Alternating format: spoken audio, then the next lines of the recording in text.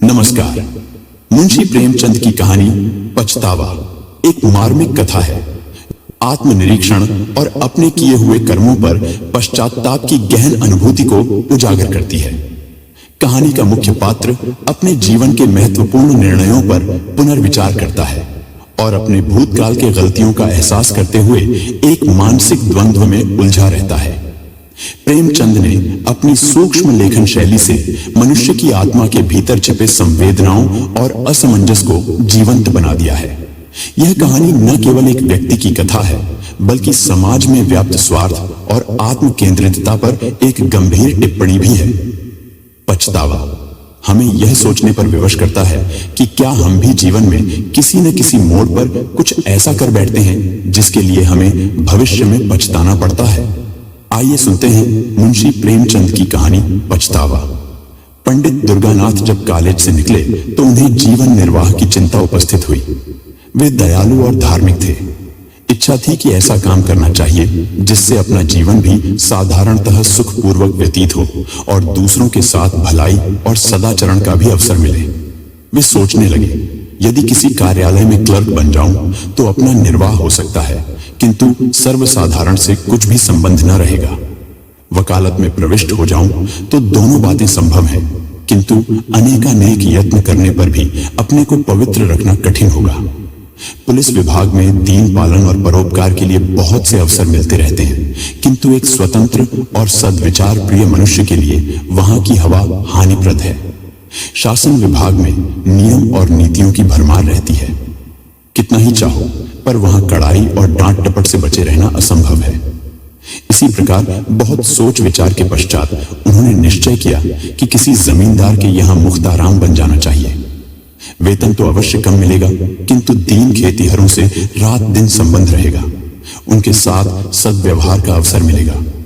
साधारण जीवन निर्वाह होगा और विचार दृढ़ होंगे। कुंवर विशाल सिंह जी एक संपत्तिशाली जमींदार थे। दुर्गानाथ ने उनके पास जाकर प्रार्थना की कि मुझे भी अपनी सेवा में रखकर कृतार्थ कीजिए। कुंवर साहब ने इन्हें सिर से पैर तक देखा और कहा, पंडित जी, आपको अपने यहां रखने में मुझे बड़ी प्रसन्नता होती, किंतु आपके योग्य मेरे यहां कोई स्थान नहीं देख पड़ता। दुर्गानाथ ने कहा, मेरे लिए किसी विशेष स्थान की आवश्यकता नहीं है। मैं हर एक काम कर सकता हूं। वेतन आप जो कुछ प्रसन्नता पूर्वक देंगे मैं स्वीकार करूंगा। मैंने तो यह संकल्प कर लिया है कि सिवा किसी रईस के और किसी की नौकरी न करूंगा। कुंवर विशाल सिंह ने अभिमान से कहा, रईस की नौकरी नौकरी नहीं, राज्य है। मैं अपने चपरासियों को 2 रुपया माहवार देता हूं और वे तंजेब के अग्रखे पहनकर निकलते हैं। उनके दरवाजों पर घोड़े बंधे हुए हैं। मेरे कारिंदे 5 रुपए से अधिक नहीं पाते, किंतु शादी विवाह वकीलों के यहां करते हैं। न जाने उनकी कमाई में क्या बरकत होती है। बरसों तनख्वाह का हिसाब नहीं करते। कितने ऐसे हैं जो बिना तनख्वाह के कारिंदगी या चपरासगिरी को तैयार बैठे हैं, परंतु अपना यह नियम नहीं। समझ लीजिए, मुख्ताराम अपने इलाके में एक बड़े जमींदार से अधिक रोब रखता है। उसका ठाट बाट और उसकी हुकूमत छोटे छोटे राजाओं से कम नहीं। जिसे इस नौकरी का चस्का लग गया है, उसके सामने तहसीलदारी झूठी है। पंडित दुर्गानाथ ने कुंवर साहब की बातों का समर्थन किया, जैसा कि करना उनकी सभ्यता अनुसार उचित था। वे दुनियादारी में अब भी कच्चे थे। बोले, मुझे अब तक किसी रईस की नौकरी का चस्का नहीं लगा है। मैं तो अभी कॉलेज से निकला आता हूं और न मैं इन कारणों से नौकरी करना चाहता हूं जिनका कि आपने वर्णन किया, किंतु इतने कम वेतन में मेरा निर्वाह न होगा। आपके और नौकर असामियों का गला दबाते होंगे। मुझसे मरते समय तक ऐसे कार्य न होंगे। यदि सच्चे नौकर का सम्मान होना निश्चय है तो मुझे विश्वास है कि बहुत शीघ्र आप मुझसे प्रसन्न हो जाएंगे। कुंवर साहब ने बद्धी दृढ़ता से कहा, हाँ, यह तो निश्चय है कि सत्यवादी मनुष्य का आदर सब कहीं होता है, किंतु मेरे यहां तनख्वाह अधिक नहीं दी जाती। जमींदार के इस प्रतिष्ठा शून्य उत्तर को सुनकर पंडित जी कुछ खिन्न हृदय से बोले, तो फिर मजबूरी है। मेरे द्वारा इस समय कुछ कष्ट आपको हो तो क्षमा कीजिएगा, किंतु मैं आपसे कह सकता हूं कि ईमानदार आदमी आपको सस्ता न मिलेगा। कुंवर साहब ने मन में सोचा कि मेरे यहां सदा अदालत कचहरी लगी ही रहती है। सैकड़ों रुपए तो डिग्री और तजवीजों तथा और अंग्रेजी कागजों के अनुवाद में लग जाते हैं। एक अंग्रेजी का पूर्ण पंडित सहज ही में मिल रहा है, सो भी अधिक तनख्वाह नहीं देनी पड़ेगी। इसे रख लेना ही उचित है। लेकिन पंडित जी की बात का उत्तर देना आवश्यक था। अतः कहा, महाशय, सत्यवादी मनुष्य को कितना ही कम वेतन दिया जाए, वह सत्य को न छोड़ेगा और न अधिक वेतन पाने से बेईमान सच्चा बन सकता है। सच्चाई का रुपए से कुछ संबंध नहीं। मैंने ईमानदार कुली देखे हैं और बेईमान बड़े बड़े धनाढ्य पुरुष। परंतु अच्छा, आप एक सज्जन पुरुष हैं। आप मेरे यहां प्रसन्नता पूर्वक रहिए। मैं आपको एक इलाके का अधिकारी बना दूंगा और आपका काम देखकर तरक्की भी कर दूंगा। दुर्गानाथ जी ने 20 रोमेरी मासिक पर रहना स्वीकार कर लिया। यहां से कोई 2.5 मील पर कई गांवों का एक इलाका चांदपार के नाम से विख्यात था। पंडित जी इसी इलाके के कारिंदे नियत हुए। पंडित दुर्गानाथ ने चांदपार के इलाके में पहुंचकर अपने निवास स्थान को देखा तो उन्होंने कुंवर साहब के कथन को बिल्कुल सत्य पाया।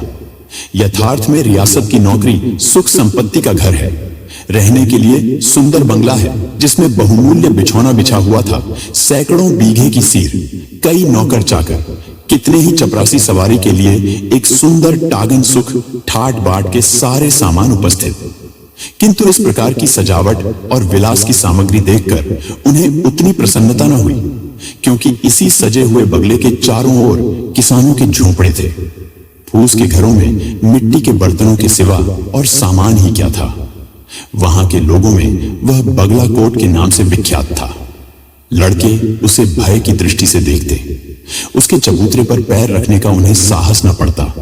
इस दीनता के बीच में इतना बड़ा ऐश्वर्य युक्त दृश्य उनके लिए अत्यंत हृदय विदारक था। किसानों की यह दशा थी कि सामने आते हुए थर-थर कांपते थे। चपरासी लोग उनसे ऐसा बर्ताव करते थे कि पशुओं के साथ भी वैसा नहीं होता। पहले ही दिन कई 100 किसानों ने पंडित जी को अनेक प्रकार के पदार्थ भेंट के रूप में उपस्थित किए, किंतु जब वे सब लौटा दिए गए तो उन्हें बहुत आश्चर्य हुआ। किसान प्रसन्न हुए, किंतु चपरासियों का रक्त उबलने लगा। नाई और कहार खिदमत को आए, किंतु लौटा दिए गए। अहीरों के घरों से दूध से भरा हुआ मट्टा आया, वह भी वापस हुआ। तमोली एक ढोली पान लाया, किंतु वह भी स्वीकार न हुआ। असामी आपस में कहने लगे कि कोई धर्मात्मा पुरुष आए हैं, परंतु चपरासियों को तो ये नई बातें असह्य हो गई। उन्होंने कहा, हुजूर, अगर आपको ये चीजें पसंद न हो तो न लें, मगर रस्म को तो न मिटाएं। अगर कोई दूसरा आदमी यहाँ आएगा तो उसे नए सिरे से यह रस्म बांधने में कितनी दिक्कत होगी। यह सब सुनकर पंडित जी ने केवल यही उत्तर दिया, जिसके सिर पर पड़ेगा वह भुगत लेगा। मुझे इसकी चिंता करने की क्या आवश्यकता। एक चपरासी ने साहस बांधकर कहा, इन असामियों को आप जितना गरीब समझते हैं उतने गरीब ये नहीं है। इनका ढंग ही ऐसा है, भेष बनाए रहते हैं। देखने में ऐसे सीधे साधे मानो बेसिंग की गाय है, लेकिन सच मानिए इनमें का एक एक आदमी हाई कोर्ट का वकील है। चपरासियों के इस वाद विवाद का प्रभाव पंडित जी पर कुछ न हुआ। उन्होंने प्रत्येक गृहस्थ से दयालुता और भाईचारे का आचरण करना आरंभ किया। सवेरे से 8 बजे तक तो गरीबों को बिना दाम औषधियां देते, फिर हिसाब किताब का काम देखते। उनके सदाचरण ने असामियों को मोह लिया। मालगुजारी का रुपया, जिसके लिए प्रतिवर्ष कुर्की तथा नीलामी की आवश्यकता होती थी, इस वर्ष एक इशारे पर वसूल हो गया। किसानों ने अपने भाग्य सराहे और वे मनाने लगे कि हमारे सरकार की दिनों दिन बढ़ती हो। कुंवर विशाल सिंह अपनी प्रजा के पालन पोषण पर बहुत ध्यान रखते थे। वे बीज के लिए अनाज देते और मजूरी और बैलों के लिए रुपए। फसल कटने पर 1 का डेढ़ वसूल कर लेते। चांद पार के कितने ही असामी इनके आरणी थे। चौथ का महीना था। फसल कट कट कर खलियानों में आ रही थी। खलियान में से कुछ अनाज घर में आने लगा था। इसी अवसर पर कुंवर साहब ने चांद पार वालों को बुलाया और कहा, हमारा अनाज और रुपया बेबाक कर दो। ये चौथ का महीना है, जब तक कड़ाई न की जाए तुम लोग डकार नहीं लेते। इस तरह काम नहीं चलेगा। बूढ़े मलूका ने कहा, सरकार, भला असामी कभी अपने मालिक से बेबाक हो सकता है। कुछ अभी ले लिया जाए, कुछ फिर दे देंगे। हमारी गर्दन तो सरकार की मुट्ठी में है। कुंवर साहब, आज कौड़ी कौड़ी चुकाकर यहां से उठने पाओगे। तुम लोग हमेशा इसी तरह हीला हवाला किया करते हो। मलूका विनय के साथ, हमारा पेट है, सरकार की रोटियां हैं, हमको और क्या चाहिए। जो कुछ उपज है वह सब सरकार ही की है। कुंवर साहब से मलूका की यह वाचालता सही न गई। उन्हें इस पर क्रोध आ गया। राजा रईस ठहरे। उन्होंने बहुत कुछ खरी खोटी सुनाई और कहा, कोई है जरा इस बुढ़े का कान तो गर्म करो, वह बहुत बड़बड़ कर बातें करता है। उन्होंने तो कदाचित धमकाने की इच्छा से कहा, किंतु चपरासी कादिर खां ने लपक कर बूढ़े की गर्दन पकड़ी और ऐसा धक्का दिया कि बेचारा जमीन पर जा गिरा। मलूका के 2 जवान बेटे वहां चुपचाप खड़े थे। बाप की ऐसी दशा देखकर उनका रक्त गर्म हो उठा। वे दोनों झपटे और कादिर खां पर टूट पड़े। धमाधम शब्द सुनाई पड़ने लगा। खां साहब का पानी उतर गया, साफा अलग जा गिरा। अचकन के टुकड़े टुकड़े हो गए, किंतु जबान चलती रही। मलूका ने देखा बात बिगड़ गई। वह उठा और कादिर खां को छुड़ाकर अपने लड़कों को गालियां देने लगा। जब लड़कों ने उसी को डांटा तब दौड़कर कुंवर साहब के चरणों पर गिर पड़ा। पर बात यथार्थ में बिगड़ गई थी। बूढ़े के इस विनीत भाव का कुछ प्रभाव न हुआ। कुंवर साहब की आंखों से मानो आग के अंगारे निकल रहे थे। वे बोले, बेईमान आंखों के सामने से दूर हो जा, नहीं तो तेरा खून पी जाऊंगा। बूढ़े के शरीर में रक्त तो अब वैसा न रहा था, किंतु कुछ गर्मी अवश्य थी। समझता था कि ये कुछ न्याय करेंगे, परंतु यह फटकार सुनकर बोला, सरकार, बुढ़ापे में आपके दरवाजे पर पानी उतर गया और तिस पर सरकार हम ही को डांटते हैं। कुंवर साहब ने कहा, तुम्हारी इज्जत अभी क्या उतरी है, अब उतरेगी। दोनों लड़के सरोष बोले, सरकार, अपना रुपया लेंगे कि किसी की इज्जत लेंगे? कुंवर साहब ऐंठ कर रुपया पीछे लेंगे, पहले देखेंगे कि तुम्हारी इज्जत कितनी है। चांद पार के किसान अपने गांव पर पहुंचकर पंडित दुर्गानाथ से अपनी राम कहानी कह ही रहे थे कि कुंवर साहब का दूत पहुंचा और खबर दी कि सरकार ने आपको अभी अभी बुलाया है। दुर्गानाथ ने असामियों को परितोष दिया और आप घोड़े पर सवार होकर दरबार में हाजिर हुए। कुंवर साहब की आंखें लाल थीं, मुख की आकृति भयंकर हो रही थी। कई मुख्तार और चपरासी बैठे हुए आग पर तेल डाल रहे थे। पंडित जी को देखते ही कुंवर साहब बोले, चांद पार वालों की हरकत आपने देखी? पंडित जी ने नम्र भाव से कहा, जी हां, सुनकर बहुत शोक हुआ। ये तो ऐसे सरकश न थे। कुंवर साहब, ये सब आप ही के आगमन का फल है। आप अभी स्कूल के लड़के हैं। आप क्या जाने कि संसार में कैसे रहना होता है। यदि आपका बर्ताव असामियों के साथ ऐसा ही रहा तो फिर मैं जमींदारी कर चुका। यह सब आपकी करनी है। मैंने इसी दरवाजे पर असामियों को बांध बांध कर उलटे लटका दिया है और किसी ने छू तक न की। आज उनका यह साहस कि मेरे ही आदमी पर हाथ चलाएं। दुर्गानाथ कुछ दबते हुए, महाशय, इसमें मेरा क्या अपराध? मैंने तो जब से सुना है तभी से स्वयं सोच में पड़ा हूं। कुंवर साहब, आपका अपराध नहीं तो किसका है? आप ही ने तो इनको सिर चढ़ाया। बेगार बंद कर दी। आप ही उनके साथ भाईचारे का बर्ताव करते हैं, उनके साथ हंसी मजाक करते हैं। ये छोटे आदमी इस बर्ताव की कदर क्या जाने। किताबी बातें स्कूलों ही के लिए हैं। दुनिया के व्यवहार का कानून दूसरा है। अच्छा, जो हुआ सो हुआ। अब मैं चाहता हूं कि इन बदमाशों को इस सरकशी का मजा चखाया जाए। असामियों को आपने मालगुजारी की रसीदें तो नहीं दी हैं दुर्गानाथ? कुछ डरते हुए, जी नहीं, रसीदें तैयार हैं, लेकिन आपके हस्ताक्षरों की देर है। कुंवर साहब कुछ संतुष्ट होकर, यह बहुत अच्छा हुआ, शकुन अच्छे हैं। अब आप इन रसीदों को चिरागली के सिपुर्द कीजिए।